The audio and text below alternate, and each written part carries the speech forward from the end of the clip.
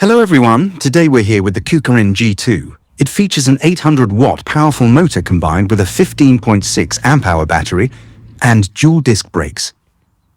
It also has spring shocks which help to make your ride smooth.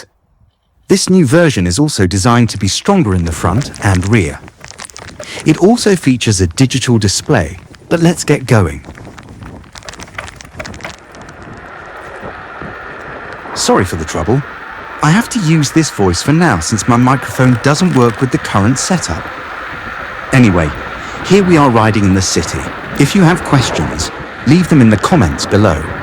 The link to purchase this scooter will be in the description of this video. This KuKirin G2 was provided by Duots. Soon we will also be reviewing the awesome L2 Max dual motor electric scooter thanks to Geek Buying Poland.